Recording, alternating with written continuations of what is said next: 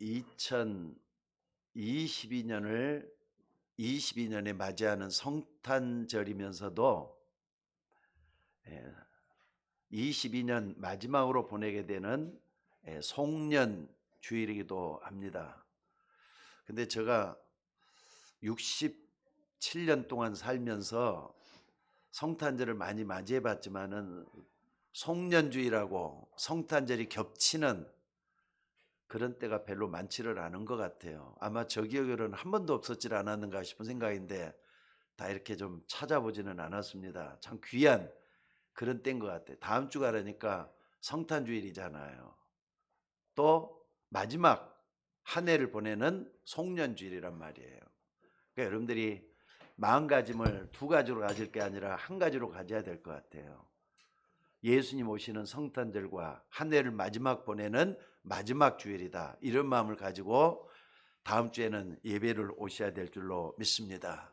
어찌됐든 올해도 성탄, 예수님이 오신 날이죠.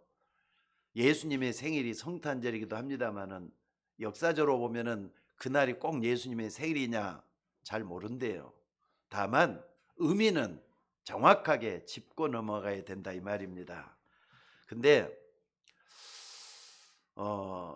성탄절의 분위기가 말이죠. 예년 같지 않다는 말들을 참 많이들 해요.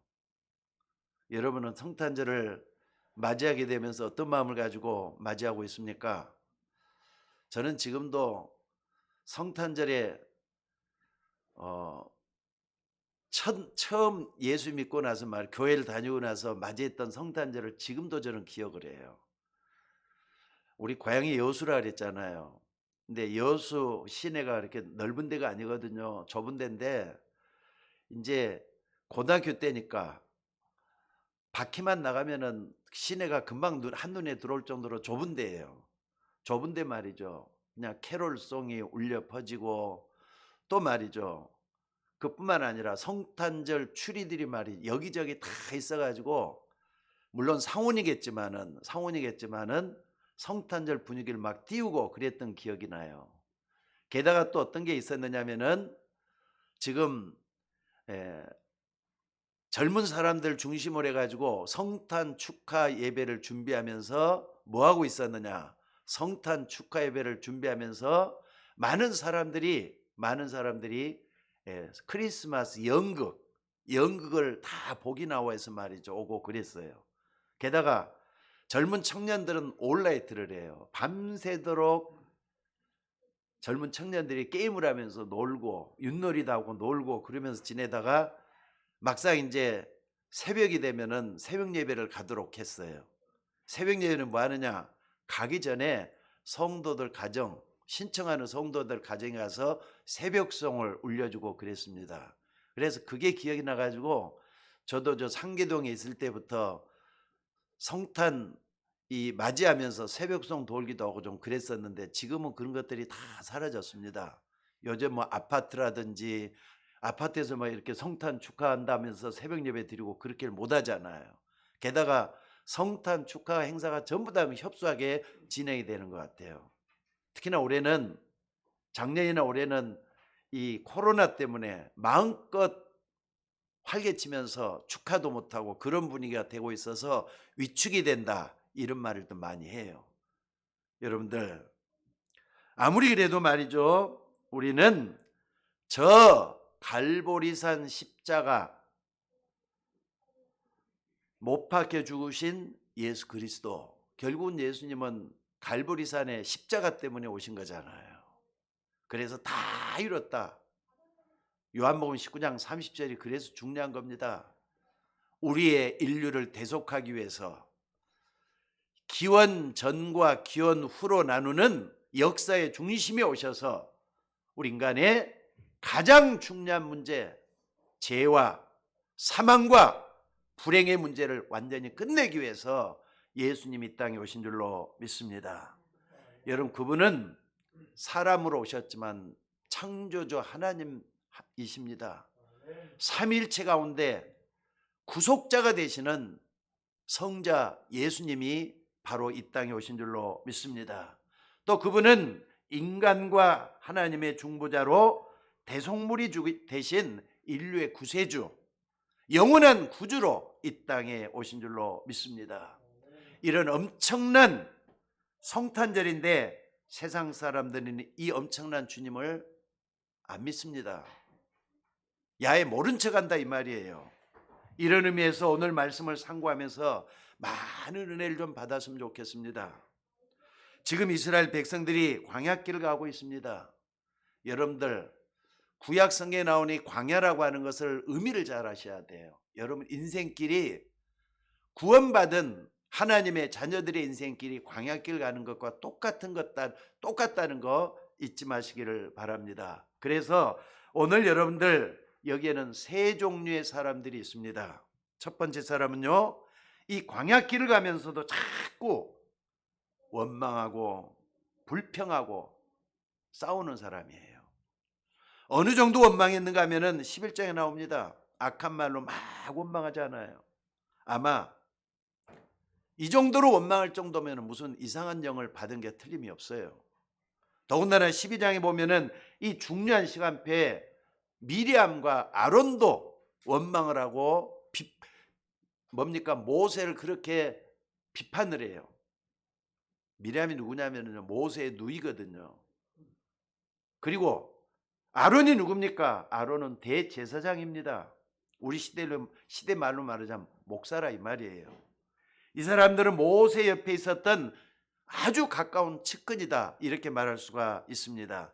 그런데 이런 사람들도 불평을 하다가 어려움을 당하는 것이 민수기 12장에 나옵니다. 근데 모세의 가장 가까운 측근이라 해도 하나님을 대적하고 또 모세를 대적하니까 둘 다 어떻게 하느냐, 이상한 문둥병에 걸려가지고 평생 어려워지는 모습을 여기서 기록하고 있어요. 자, 이스라엘 백성들은 가까스로 가네스 바네아에 이제 도착을 했습니다. 이곳에서 여호수아는 정탐꾼을 보내서 정세 파악을 했는데 돌아와서 보고를 하는데 이스라엘 백성들이 그 말을 듣고 뭐 하느냐, 대성통곡을 하는 거예요. 아니, 정탐꾼 중에 12명이란 말이에요. 10명이 우리는 애굽에서 나와가지고 가나안 땅에 들어갈 수 없겠더라 이런 걸 하니까 이스라엘 백성들이 그럼 지금까지 왜 애굽에서 나오고 이 고생을 하고 여기까지 왔느냐는 거예요. 대성통곡을 하는 겁니다. 사실 여러분들 이런 걸 생각하면 참 웃기지 않습니까? 이게 어떻게 보면은 예수 믿는 우리들의 모습일 수가 있어요. 오늘 본문에 보면은 이 나오는 두 번째 사람이 또 있습니다. 레위 자손이라고 볼 수 있는 고라. 이 사람은 모세와 하나님을 배반한 사람이다 말할 수가 있습니다. 거기에는 다단이라든지 아비람 같은 사람이 합세가지고 모세를 대적하는 거예요. 우리는 이 사람들이 하는 말이 이겁니다. 우리는 저 가나안 땅 가면 죽으니까 애굽으로 돌아가자. 다시 애굽으로 돌아가자 이렇게 하는 거예요. 그러니까 모세가 이들을 부른단 말이에요. 오라고 하니까 이 사람들이 뭐라 그러냐, 당신이 우리의 왕이냐, 당신이 뭔데 우리를 오라가라느냐 하면서 모세를 대적해 가지고 막 떠들기 시작을 하는 겁니다. 또 민수기 16장 14절에 보면은 이런 기록이 나옵니다. 이제는 향로를 들고 나온 거예요. 이 사람들이 향로. 여러분, 향로는 이 성전 안에 있는 거 있잖아요. 지성소를 할 수 있는 것을 함부로 만져서는 안 돼요. 모세의 아들들이 말이죠, 이 향로를 잘못 들고 나오다가 큰 화를 당한 걸 성경이 기록하고 있습니다. 향로라는 것은 여호와의 향단이 있는 향로입니다. 이걸 들고 나왔단 말이에요. 그것도 그냥 들고 나온 게 아니라 250명이 250개의 향단을 가지고 나오는 거예요. 이때 하나님이 막아서잖아요. 향단을 들고 있는 사람들을 다 막아서 그 사람들 전부 다 이렇게 몰살을 시켜버린 걸 볼 수가 있어요. 사실 평생을 이렇게 사는 사람들이 있습니다. 왜 이런 일이 벌어졌느냐? 한마디로 매일 싸우고 매일 원망하고 욕하고 평생을 그렇게 사는 겁니다.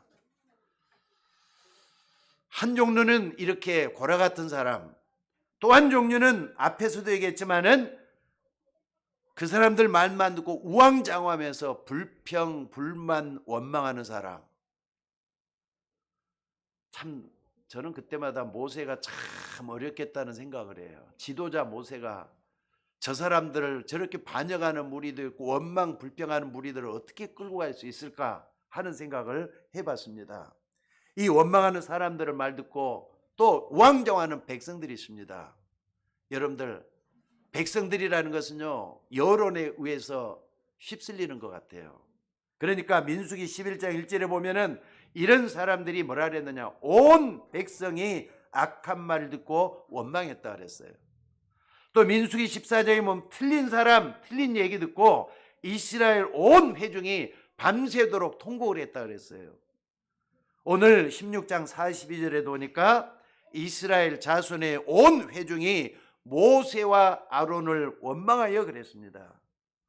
그러니까 대부분 사람들은 이렇게 살고 있다 이 말이에요. 그런데 마지막 세 번째 한 사람이 있어요. 광야길 가는 동안에 언약을 확실하게 붙잡고 하는 사람이 있다 이 말이에요. 그 사람이 많지를 않아요. 모세, 여호수아, 갈렙, 이런 사람들이 그 사람들입니다. 어떻게 보면은 이 세 사람밖에 없어요. 그 외에는 다 흔들렸고 불평하고 원망하고 여러 가지 말이죠. 가다가 보면 한숨 푹푹 쉬고 다 흔들리고 불평하고 원망하고. 사실 하나님 나라의 일은 숫자가 많다고 해서 다 잘 되는 것만은 아닌 것 같습니다. 오히려 몇 명이면 충분할 수도 있어요. 오늘 여기 예배하는 여러분들이라도 언약, 하나님 주신 언약 확실하게 붙잡고 하나님 나라의 일을 할 수 있는 여러분들이 되셔야 될 줄로 믿습니다. 여러분 가운데는 정확한 언약을 몇 사람만이라도 붙들고 있으면 교회는 살게 될 줄로 믿습니다. 여러분만 봐보세요. 아론 같은 제사장도 원망을 하고요, 가족 레위 지파도 다 원망을 하는데 만약에 정확하게 언약을 붙잡는 사람 여호수아, 모세, 갈렙이라 그랬어요. 사실 모세도 말이죠, 가다가 화가 나가지고 그냥 지팡이 가지고 막 그냥 내리치잖아요. 반석을 내리치잖아요. 근데 그것 때문에 불신앙이 표현됐다 그래가지고 어떤 신학자들은 바로 그것 때문에 모세가 가나안 땅에 들어가지 못했다 이렇게 말하는 사람. 모세도 솔직히 말해서 가나안 땅에 들어가지 못했잖아요. 엄밀히 말하자면은 여호수아, 갈렙 두 사람이라 이 말이에요. 여러분들, 우리는 여기서 좀 주의할 게 뭔가를 생각을 해봐야 됩니다. 불신앙입니다. 다 우리에게도 불신앙이라는 게 찾아오잖아요. 근데 불신앙도 뿌리를 내리고 잘한다는 거 잊지 마셔야 돼요. 물론 신앙도 잘하고 뿌리를 내리고 그렇습니다. 그러니까 불신앙은 불신앙 나름대로 잘하고 신앙은 신앙 나름대로 잘한다는 거 잊지 마셔야 돼요. 내가 어느 편에 설 것이냐, 언약을 붙들고 믿음 편에 설 것이냐, 아니면 언약을 내팽개치면서 내 마음대로 내 생각대로 걸어갈 것이냐.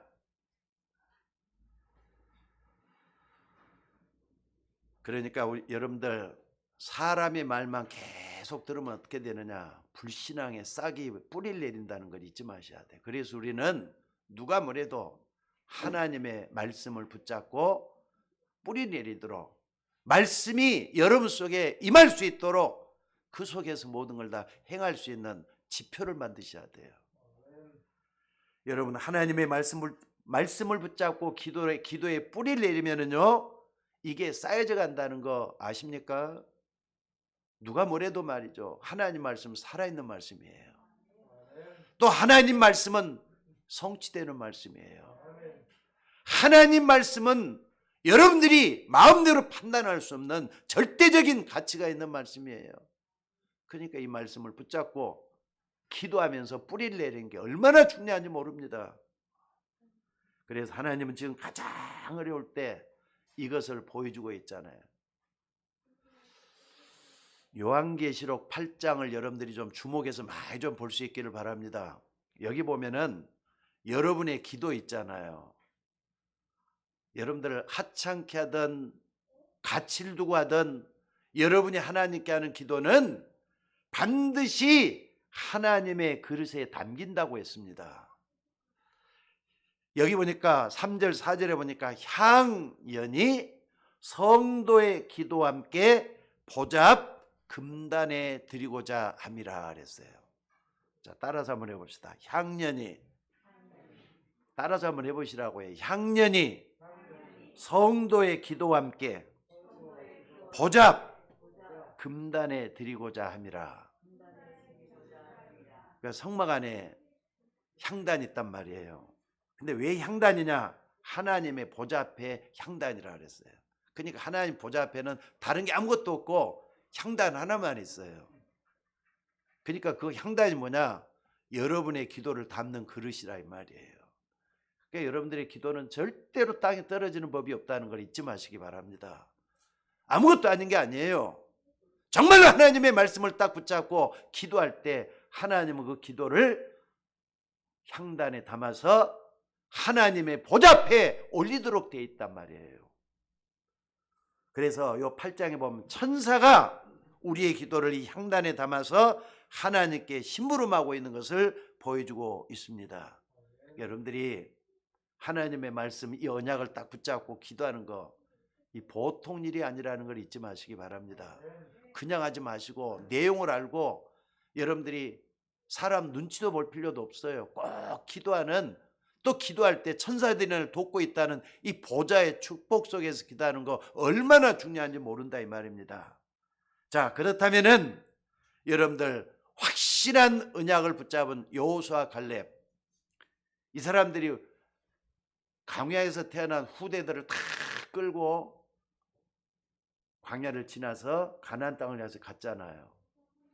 자, 그러면은 여호수아 갈렙의 대간절 어떤 언약을 붙잡았길래 하나님께서 인정하시고 이 사람들을 축복하셨느냐? 이제 한 해를 마무리하면서 성탄절을 맞이하고 있는 이때 말이죠. 이 언약을 여러분도 같이 좀 붙잡으면서 성탄절의 의미를 좀 생각해 보고요. 또 마지막 연말을 주님과 함께 이걸 붙잡고 기도하면서 맞이하는 여러분들이 될 수 있기를 바랍니다. 첫째는 뭐냐? 세계복음화라고 하는 것은 하나님의 당연한 계획이라는 거예요. 여러분들 구원받은 하나님의 백성들이 무엇 때문에 세계복음화를 해야 되는 겁니까? 전도는 특별한 사람들이라면 하면 되고 우리 같은 사람들은 능력도 없고 가진 것도 없는데 어떻게 세계복음화할 거냐? 뜬구름 잡는 얘기냐? 이렇게 말할 수가 있어요. 근데 만약에 여러분들이 그 말을 못 알아들으면은 이스라엘 백성들이 왜 노예가 되었는지 모르게 됩니다. 아니, 요셉 이후에 이스라엘 백성들이 400년 지나는 동안에 이상하게 노예로 변해버렸잖아요. 왜 그랬다고 생각합니까? 그러니까 세계복음화란 말을 못 알아들으면 여러분도 그렇게 될 수가 있어요. 무슨 말인지 이해를 하셔야 된다 이 말입니다. 그러니까 세계복음화, 오늘 같이 예배드리는 여러분 모두가 다 꼭 알아들어야 될 말이에요. 세계복음화 이 속에 있는 사람들은 반드시 운명이 바뀌었고 사망에서 생명으로 옮겨졌기 때문에 천국을 향해서 가는 그 길을 걸어가고 있다는 거 잊지 마셔야 돼요. 요셉, 여호수아, 그리고 모세, 갈렙, 이런 사람들이 그 길에 들어서서 앞장섰던 사람들이라 볼 수가 있습니다. 여러분이 세계복음을 오면은요, 노예뿐만 아니라 또 포로가 될 수가 있어요. 포로가 돼 간다 이 말이에요. 그 중에 언약을 붙잡은 사람이 바로 다니엘과 그 친구들 사드락, 메삭, 아벳느고 같은 사람이었습니다. 오늘 여러분들이 세계복음 그 언약 속으로는 반드시 들어가셔야 돼요. 성경에는요 수세기 열처가 기록이 되어 있잖아요. 1500년 동안 기록이 돼 갖고 있어요. 근데 성경에 수많은 사람들이 얘기를 많이 하고 있는 것 같죠? 아니라는 걸 난 알았어요. 성경을 조금만 더 주의 깊게 한번 주목해서 한번 봐보세요. 어떻게 보면 성경 몇 사람들 얘기예요. 무슨 얘기 이해가 됩니까? 몇 사람들 얘기를 하니까 시대마다 대표적인 사람들의 얘기예요. 우리 교회가 하나님의 계획과 상관없이 교회에 부흥을 시키고 성장 위주로 끌고 간다면은 아마 그 교회는 다른 회사 운영하는 거나 다를 별반이 없을 것 같아요. 그런데 우리 교회 아무리 적고 어려워도 세계 복음화의 대열 속에 있다면은 성도 여러분 한 사람 한 사람이 반드시 하나님 앞에 쓰임 받게 될 것이라고 저는 믿고 있습니다. 여러분들이 세계 복음화의 대열 속에 있다는 걸 믿으시기 바랍니다. 무슨 말인지 알겠습니까? 아, 나도 부족하지만 연약하지만 가진 것이 없지만은 나를 통해서 하나님은 세계 복음하고 계신다. 이걸 믿으셔야 돼요. 그래서 여러분들 세계 복음화란 말은요 건성으로 들어서는 안 됩니다. 아니 이스라엘 백성들이 이 말을 건성하여서 듣다가 또 속국이 되고 말잖아요. 속국이 되고 말잖아요. 하나님은 이스라엘 백성들에게 속국된 상태에서 마가다락방에서 초대교회를 세우시고 세계 복음화를 향해서 갈 수 있도록 또다시 갱신하는 걸 볼 수가 있습니다. 또 이뿐만 아닙니다. 또 교회를 다니면서도 세계 복음화란 말을 모르고 그 대열 속에 있지 않았기 때문에 이스라엘 민족이 뭐가 되느냐? 2000년 동안이나 유랑민족이 됐다고요. 여러분이 지금 구원받았다고 말을 하면서도 세계복음화라는 이 대열 속에 있지 않으면요 교회를 다니면서도 계속 방황이 돼요. 유리 방황하는 저 이스라엘 백성 똑같은 식으로 살아간다 이 말이에요. 자, 여러분들 간단하게 지금 이스라엘 역사와 함께 포로되고 또 노예되고 속국된 이스라엘 백성들의 모습을 한번 봤습니다. 무엇 때문에 이스라엘 백성들이 이렇게 말이죠 됐느냐? 여러분들 이스라엘 백성 누굽니까? 자, 따라서 해봅시다. 이스라엘 백성은 하나님의 택한 백성이다. 근데 지구상에서 가장 저주받은 민족이 이스라엘 백성이 돼버렸어요. 그 이상하잖아요. 뭐 때문에 그렇게 돼야 되는 겁니까? 성경을 정말 한번 전체를 보고 또 그 부분을 보면서 판단을 분명히 해봐야 돼요. 이스라엘 민족들이 왜 2000년 동안이나 전 세계에 흩어져서 지금까지 고난을 수없이 당했느냐 이 말이에요. 한마디로 하나님은 이스라엘 백성들은 흩어놓은 거예요. 흩어놓아서 뭐하라 그랬느냐? 복음 전하도록 만들어놨다 이 말이에요. 이게 성경의 가장 중요한 내용인 것 같아요. 이걸 깨달은 바울이 말이죠. 그 옛날 뭐라고 했는 줄 아셔요? 고린도전서 9장 16절에 보니까 이렇게 고백을 합니다. 내가 복음을 전할지라도 자랑할 것이 없으면 부득불할 일임이라. 내가 복음을 전하지 않으면은 내게 화가 있을 것입니다. 사도 바울이 그렇게 얘기를 했어요. 고린도 교회에 대해서 그렇게 얘기를 했어요. 그러니까 여러분들 하나님 자녀가 맞다면은요 복음 대열 속에 들어가야 되고 복음 전하는 사람 되셔야 될 줄로 믿습니다. 하나님이 여러분에게 복음을 줬는데 안 전한다면은 하나님이 어느 때 여러분을 건드릴지는 모릅니다.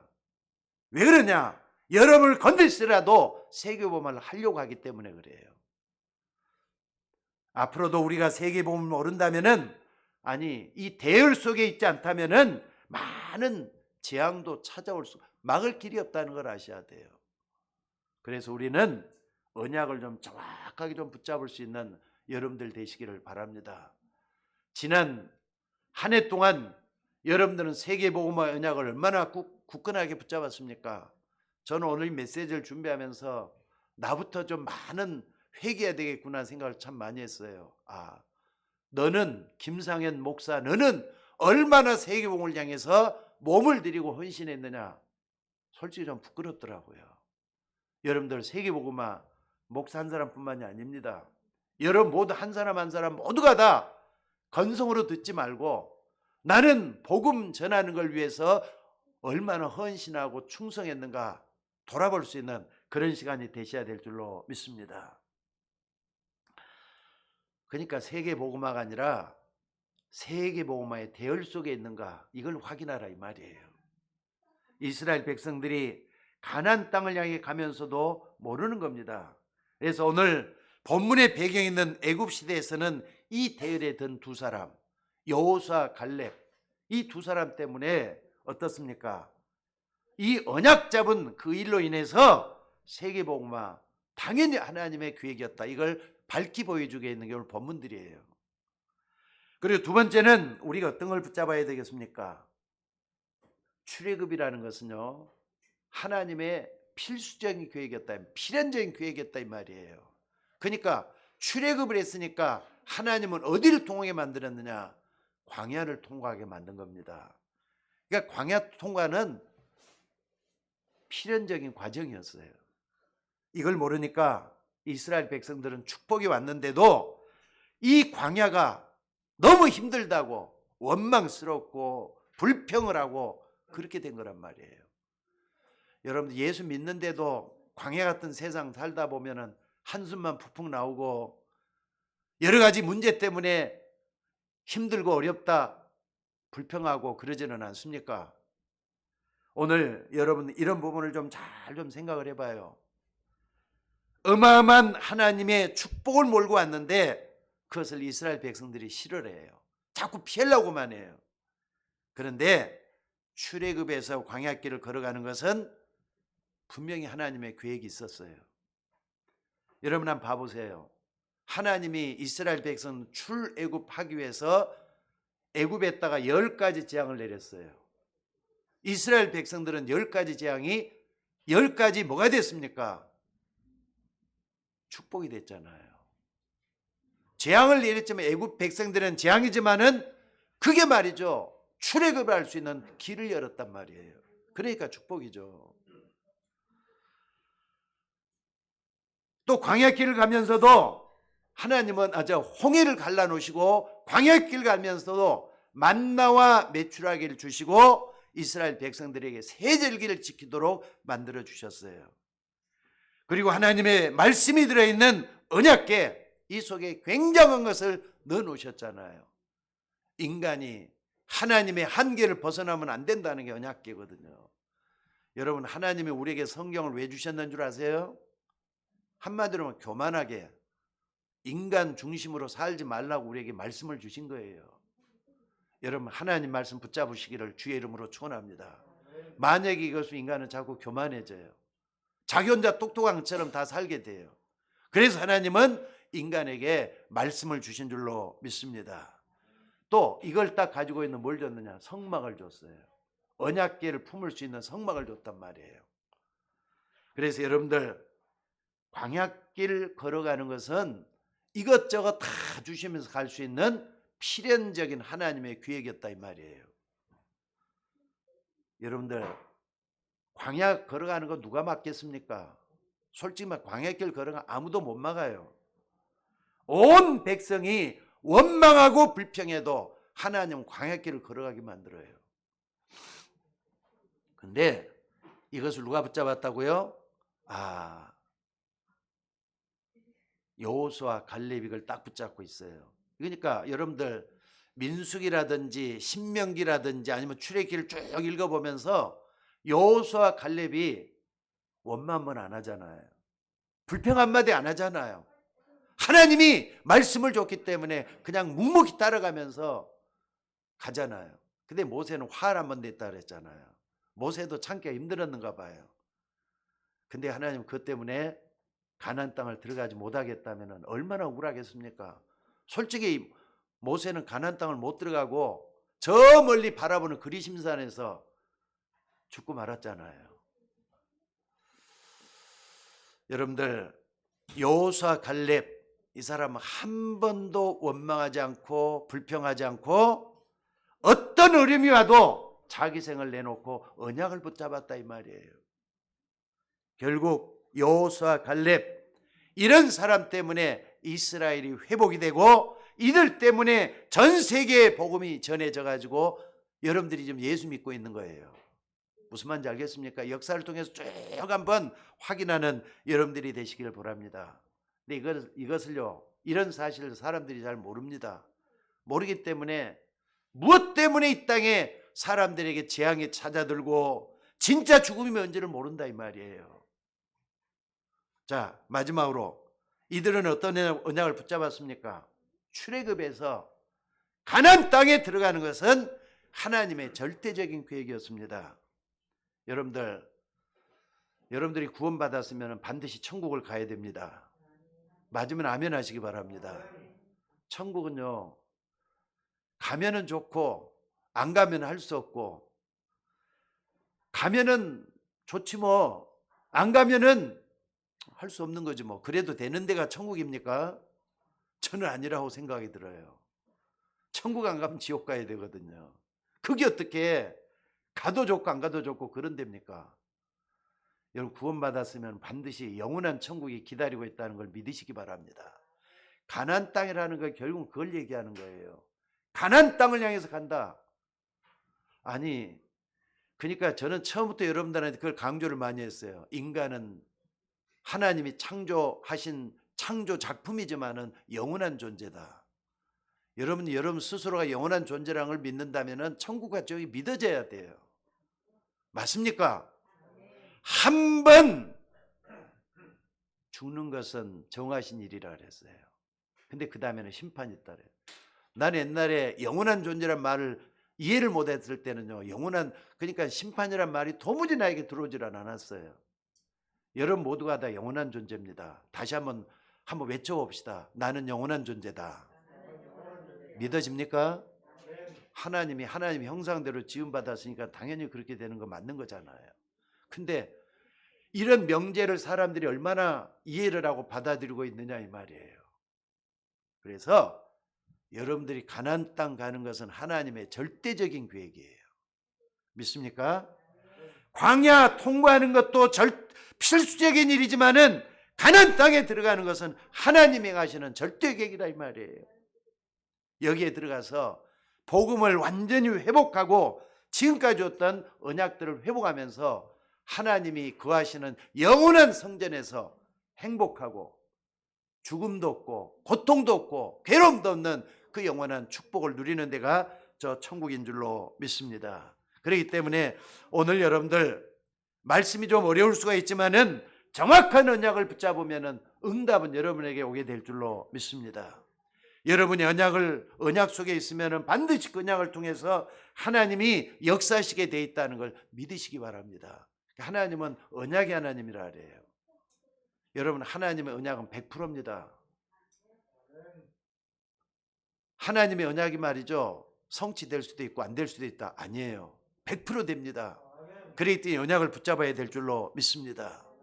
근데 불신자라도 말이죠, 무언의 사명감을 가지고 하나님의 뜻을 행한 사람들도 있어요. 하나님도 불신자 가운데 쓰시는 사람이 있다니까. 예를 들어 보겠습니다. 우리나라 전 세계 경제 순위가 얼마나 되는 줄 아십니까? 찾아보니까는요, 우리나라 경제 순위가 전 세계 10위권 안에 들어갔더라고요. 그러니까 우리나라 부자 나라입니다 이제. 그리고 경제 대국이란 말도 나올 만해요. 전 세계에서 말이죠, 뭐 거의 한 237개 나라 가운데 10위권 안에 들어갈 정도로 경제가 높아졌으니까 대단한 나라 아닙니까? 또 무역 순위가, 전 세계 무역 순위가 8위예요. 8위. 근데 박정희 정권을 지나면서 쭉 지금까지 오면서 어떻게 이런 일이 일어날 수가 있겠는가? 물론 정치를 잘해서 경제개발 5개년 계획을 2번이나 했던 박정희 대통령에게도 큰 역할을 했겠지만은요, 그보다도 여러분들 삼성이라든지 LG라든지 기아 산업을 일으켰던 사람들 한번 봐보세요. 그러니까는 현대를 일으켰던 사람들, 정주행이라든지 또는 이병철 같은 사람 한번 봐보세요. 저는 아무리 봐도 이 사람들을 하나님이 쓰셨다고 나는 그 말을 할 수밖에 없는 것 같아요. 이 사람들이 예수 믿은 사람 아니거든요. 근데 이 사람들은 회사를 이렇게 세워가지고 나라를 부강하게 만들겠다, 이런 사명감을 가지고 있었다 이 말이에요. 그러니까 하나님이 그런 사명을 가지고 쓰신 그 결과가 어떻습니까? 저도 몇 개국을 안 가봤지만은요, 일본을 가보고 중국을 가보고 필리핀을 가봤는데 다른 나라는 많이 못 가봤지만은요, 이런 나라 가보니까 밤이 있잖아요. 밤에 네온 사인들이 막 이렇게 빛나고 있잖아요. 근데 어디 가도 삼성, LG 또 이렇게 뭡니까? 저 현대 이런 간판들이 크게 있는 걸 볼 수가 있어요. 그걸 보면서 야, 우리나라 괜찮은 나라다 생각을 참 많이 했거든요. 여러분 한번 봐봅시다. 하나님이 무엇 때문에 우리나라 이렇게 붕하게 만든 것 같습니까? 저는 결론을 얻었어요. 그분들은 나라를 살리는 경제라고 해도 다 하나님 손 안에 있는데 하나님께서 그렇게 하지 않고는 할 수가 없다는 사실이에요.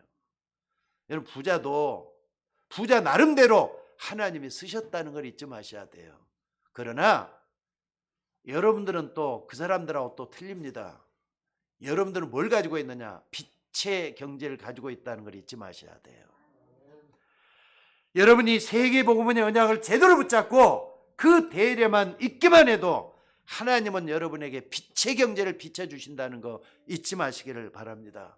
빛의 경제는요, 하나님이 주셔야만 얻는 것들이에요. 그래서 오늘 여러분들이 좀 말씀을 한번 정리해 보시기 바랍니다. 나는 과연 지난 1년 동안 세계복음화의 대열 속에 얼마나 언약을 붙잡고 헌신했는가, 이걸 한번 생각을 해보면서 한 해를 마무리하는 여러분들이 됐으면 좋겠어요. 나는 지금 광야길을 걸어가고 있는데 어떤 언약을 붙잡아야 될 것인가? 아직도 자기를 벗어나지 못해가지고 자기 속에서 헤매고 있는 나는 아닌가? 내가 정말 구원받은 하나님의 자녀가 맞다면 어떻게 세계복음화의 언약을 붙잡을 것인가? 이거 고민하면서 한 해를 새롭게 출발하는, 마무리 짓고 한 해를 새롭게 출발하는 여러분들이 되어야 될 줄로 믿습니다. 그래서 조용히 좀 생각해 보면서 정말 맞다면은 뭔가 중요한 걸 붙잡아야 되지 않겠습니까? 적어도 이 언약은 하나님이 위에서 주시는 힘이 아니고는 얻을 수가 없는 것 같아요. 그러니까 지난 1년을 살아오면서 나는 세계복음하고 내 삶하고 무슨 관계가 있는가 확인 한번 해보시라고요. 세계복음 전혀 나하고 상관이 없다면은 이스라엘 백성들의 전체를 닮아갈 수도 있는 거잖아요. 노예되고 포로되고 속국되고 유리방황하고, 여러분 세계에서 제일로 저주받은 민족이 이스라엘 백성이 되고 말았다니까요. 여러분들 구원받았으면은 세계 복음화 대열 속에 들어가야 될 줄로 믿습니다. 그런데 지금도 보세요. 그러니까 많은 사람들이 세계 복음화의 대열 같은 건 안중에도 없고 뭐 하느냐? 당장 힘들고 어렵고 또 별것 아닌 거 가지고 말이죠, 사람들이 불평하고 힘들어해요. 그래서 여러분들 복음 전도 그리고 선교, 이것만이 우리가 살 길이라는 걸 믿으시기 바랍니다. 아까 바울도 그랬잖아요. 내가 복음을 전할지라도 자랑할 것이 없으면 부득불할 일임이라. 내가 복음을 전하지 아니하면은 내게 화가 있을 것 같다. 고린도전서 9장 16절은요 무서운 말씀인 것 같아요. 고린도 교회가 다 말이죠, 우상 숭배하면서 썩고 문드러지고 있는 그 시대에 바울이 그런 말씀을 했다는 거 보통 말이 아니에요. 내게 화가 있을지도 모르겠다. 파키스탄에서 우리나라에 돈을 벌기 위해서는 젊은 사람이 하나 있습니다. 물론 결혼까지 했어요. 근데 살람이라는 사람이에요. 살람이라는 사람이 왔는데 돈을 벌기 위해서 왔단 말이에요. 그러니까는 뭐 허드렛 일도 하고, 이 사람이 대학까지도 다 나왔더라고요. 근데 이 사람이 한국에 와가지고 돈을 이제 뭐 허드렛 일을 하면서 노동 일을 하면서 돈을 버는데 어떤 아줌마가 이 사람에게 복음을 전해줬는가 봐요. 근데 아줌마가 전하는 게 뭐 영어를 하겠어요? 뭐 하겠어요? 이 살람이라는 한국에서 이제 몇 년 굴러먹다 보니까 한국말도 조금 알고, 근데 복음을 전해줬단 말이에요. 복음을 전해줬는데 이 사람이 알아들었던 모양이에요.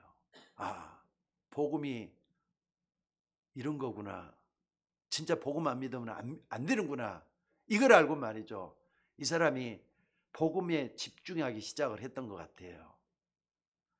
근데 이 사람은 파키스탄이 어떤 나라냐? 모슬렘 국가잖아요. 전 국민 95%가 모슬렘을 믿는 사람들이에요. 근데 이 살람이 복음의 눈이 열리면서 나중에는 렘넌트 신학교까지 들어갔습니다. 저쪽에 덕평에 있잖아요. 렘넌트 신학교에 들어가가지고 복음을 체계적으로 공부를 하기 시작을 했어요. 그것도 말이죠. 가까스로 도움을 받아가면서 공부를 하기 시작을 했답니다. 그러다가 이 살렘이 공부를 마치고 자기 나라 이 파키스탄으로 돌아갔습니다. 몇 번 죽음의 위기를 당했다는 것을 저도 전에 들었어요. 예수 믿는다고 감옥에 가기도 하고. 그런데 한국에 연락이 오기를 뭐라고 하느냐? 나는 절대로 흔들리지 않는다 하면서 살람이 이런 얘기를 했습니다. 우리나라는 그리스도가 꼭 필요하다고. 우리나라에 이것을 전해줘야 된다고 하면서 막 울먹거리더라는 거예요. 우리나라에 그리스도가 필요하다고. 저 사람들에게 그리스도 전해줘야 된다고. 여러분, 이게 살람이 장난 삼아서 이런 말을 했겠습니까? 하다가 잘 안 되면 때려 엎어버려도 되는 그런 간단한 일입니까? 감옥에 들어갔는데 살인죄를 뒤집어 씌워서 사형시키겠다고 했답니다. 단 조건을 걸었어요. 너가 예수를 안 믿는다고 하면은 그냥 감옥에서 보내주기도 하겠지만 사형도 안 시킬 것이다. 그런데 자기는 예수 믿는 거 포기할 수가 없다 그랬대요. 이게 말이죠. 지난 2020년도에 그냥 2년 전이죠. 기독 공부에 난 기사입니다. 우리 교단에 신문이 있거든요. 거기에 난 신문에 나온 기사들이에요. 신기한 것은 그 사람이 아직까지도 살아있어요. 여러분, 사명자는 하나님이 죽음을 가립니다. 그러니까 사명자는 하나님께서 데려갈 때 되면 데려가는 거예요. 아직도 할 일이 있기 때문에 아직까지 살아있는 것 같아요. 이런 상황에서 자기는 예수가 그리스도라고 고백을 하면서 뭐 했느냐? 우리나라에 그리스도가 필요하다고. 가는 곳곳마다 숨어가지고 뭐 하느냐? 집집마다 숨어서 그리스도를 전하고 지금도 있다고 하는 연락을 받았습니다. 여러분, 이 살람은 한말 언약을 제대로 붙든 사람이에요. 여러분, 교회 왜 나옵니까? 예수 왜 믿습니까? 살람처럼 우리도 언약 붙잡으셔야 돼요. 맞습니까? 살람만 이거 살람에게만 있는 얘기입니까? 우리 모두가 다 천국에 대한 가나안에 대한 언약도 붙잡아야 되고요. 세계복음화의 언약을 붙잡고 그 대열 속에 하루하루 살아나는 여러분과 제가 되어야 될 줄로 믿습니다. 그래서 복음과 전도의 맛을 우리가 좀 봐야 돼요. 이거 하려면 불신자들이 무엇 때문에 망해가는가? 시간표를 분명히 붙잡으셔야 됩니다. 안 믿는 불신자들은 무엇 때문에 저렇게 고통을 당하는가 확인하셔야 돼요. 그리고 나서 예수님이 어떤 분인가, 내가 믿는 예수님이 어떤 분인가 정확하게 그분에 대한 정체성을 고백할 수 있는 저와 여러분이 되셔야 될 줄로 믿습니다. 단 광야길을 걸어가면서는 절대로 불신앙해서는 안 돼요. 아니 다단이나 아비람처럼 반역자가 돼서도 안 돼요.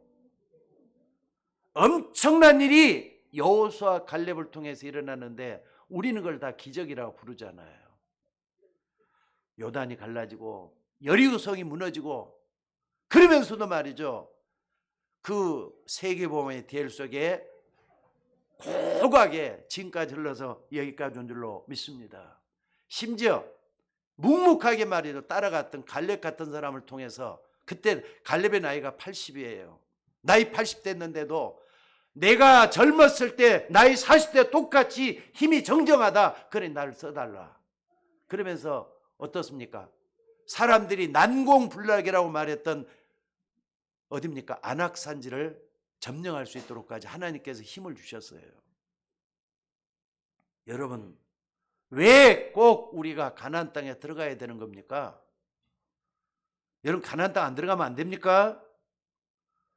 전에 옛날에는 진짜 그 질문을 많이 했어요. 아니, 이스라엘 백성들 무엇 때문에 가나안 땅에 들어가야 되느냐고. 근데 여러분 자신에게서 답을 찾으면 안 돼요. 인간에게서 답을 찾으면 안 돼요. 가나안 땅에 들어가는 것은 하나님의 절대적인 계획이었어요. 하나님이 그걸 원한다 이 말이에요. 여러분들을 천국 가도록 하는 것은 하나님이 원하는 일이라 이 말이에요. 그렇기 때문에 우리는 천국에 가야 되는 거예요. 구원받으면 다 천국 갑니다. 이게 정해져 갖고 있어요. 그렇다면은 이걸 가는데 그 대열 속에서 하나님이 가장 기뻐하는 그 일을 하면서 가야 된다 이 말이에요. 그래서 여러분들 다시 한 말씀드립니다. 천국은 가도 좋고 안 가도 좋고 그런 데가 아니에요. 안 가면 큰일 나는 데예요. 왜 안 가면 지옥 가야 되니까. 맞습니까? 그래서 여러분들 237 치유 서밋 이 말을 그냥 우습게 여기지 않았으면 좋겠어요. 왜 237이라 했느냐? 전 세계 유엔이 정한 6대륙 있잖아요. 유엔 가입국 수가 193개국이에요.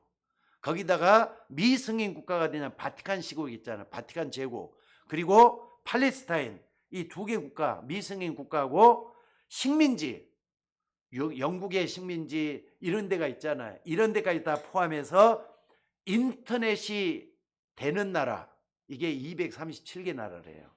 300개가 넘는다고 하지만은 이런 문명이 들어가는 데마다 복음이 다 들어가야 된다 해가지고 237개를 만들어 놨어요. 한마디로 세계를 얘기하는 겁니다. 그럼 이게 전 세계 우리 모두가 다 거기에 고침을 받아야 돼요. 그래서 치유란 말이 나온 거예요. 여러분의 생각도 고쳐지고 마음도 고쳐지고 우리 행동 하나하나 고쳐져 가지고 하나님이 원하는 사람으로 만들어가야 되면 치유란 말이 나온 거예요. 그래서 모든 걸 다 능력 있는 사람으로 바꿔지는 사람으로 하나님이 쓰시는 사람으로 만들어지는 게 서밋이란 말이에요. 여러분 모두가 다 하나님 앞에 이렇게 쓰임받아져야 될 줄로 믿습니다. 이 말을 알아들은 초대교회 사람들이 부족하니까 연약하니까 마가다락방에 모여서 뭐 했다고요? 전혀 기도하기에 힘쓰니라. 내 힘으로 안 되니까 오직 성령이 내게 임하시면 권능을 받고 여러분 하나님의 능력으로 여러분 가정에도 복음이 다 전해지고 우리 교회가 부흥하고 발전해서 교회다운 교회를 만들어서 하나님 나라를 위해서 애쓰는 여러분과 제가 되어야 될 줄로 믿습니다. 이제 말씀을 좀 마무리하려고 합니다. 우리 주변에는 여러 종류의 사람들이 있어요. 근데 외로움에 휩쓸려 있는 그런 사람들이 많이 있습니다. 상처받고 혼자 된 사람들이 이 속에 많이 들어있죠. 또 뭐가 있느냐? 괴로움이에요. 괴로움과 고통이란 말이에요. 이것은 죽음이요 불행으로 가는 길이라고 말할 수가 있습니다. 괴로움이 계속되다 파멸과 멸망으로 가잖아요. 근데 외로움과 괴로움 사이에 뭐가 있느냐? 흔들림이 있어요. 계속 흔들리는 거예요. 방황하고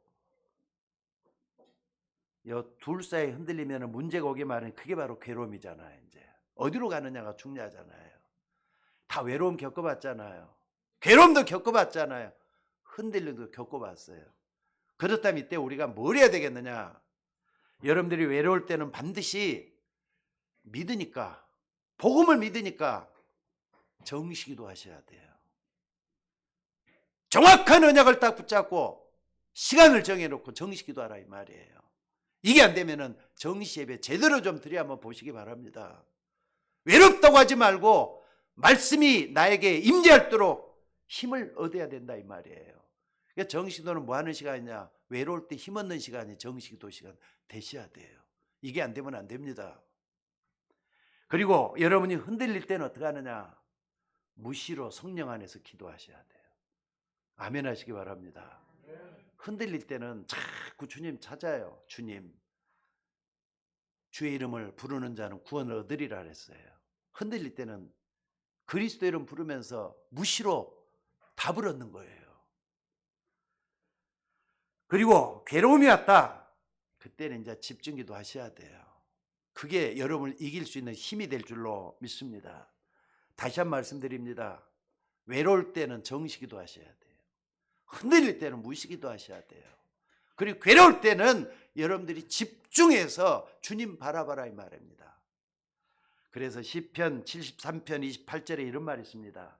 여호와를 가까이함이 내게 복이라. 내가 주 여호와를 나의 피난처로 삼아 주의 모든 행적을 전파하리로다 그랬어요. 이것은 다윗이 말이죠. 하나님을 바라보면서 기도하다 얻은 답이에요. 자, 따라서 해봅시다. 여호와를 가까이함이 내게 복이라. 맞으면 아멘 하셔요. 여러분 어려울 때마다 주님 좀 바라보시고 힘을 얻는 여러분들 되셔야 될 줄로 믿습니다. 내 마음대로 잘 안 될 때는 외롭잖아요. 너무 힘들잖아요. 진짜 주님 능력 바라보고 말씀을 통해서 힘을 얻는 여러분들이 되셔야 될 줄로 믿습니다. 이제 한 해를 마무리해 가면서 여러분들 세계복음화 좀 마음에 담고 새롭게 출발하는, 또 새로운 한 해를 마무리 짓는, 이 묵은 해를 마무리 짓는 이런 시간이 됐으면 좋겠어요. 하나님은 노인 모세를 통해서 하나님 가장 중요한 일을 행했습니다. 아무것도 없는데 언약만 붙잡고 따라온 여호수아 갈렙, 하나님 그 사람들을 쓰시기 시작하잖아요. 나중에는 모세도 없는 그 가운데서 여호수아 갈렙이 이스라엘 백성들을 끌고 가나안 땅을 가는 여정 속에 들어갈 수가 있었습니다. 오늘 우리는 여호수아 갈렙이 붙잡았던 그 언약을 오늘도 여러분들이 좀 붙잡고 묵은 해를 좀 마무리하고 새로운 해를 맞이하는 여러분과 제가 되어야 될 줄로 믿습니다. 정확한 언약을 붙잡는 그 길만이 우리의 모든 문제를 하나님의 능력으로 그리고 평안 가운데로 인도해 주실 줄로 믿습니다. 자, 기도하겠습니다. 하나님, 우리는 부족하지만은 오늘 또 감사를 드립니다. 한 해가 저물어가고 있습니다.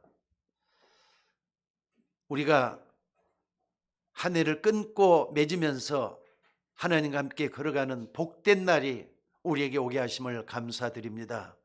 여호와를 가까이함이 내게 복이라고 다윗은 이렇게 고백을 했는데, 우리도 험난한 인생길을 걸어가는 이 광야 생활 중에도 하나님을 가까이 할 수 있는 복을 허락하여 주옵소서.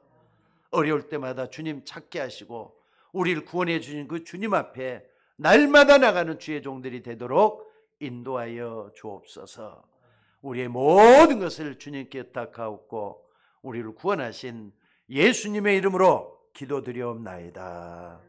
아멘.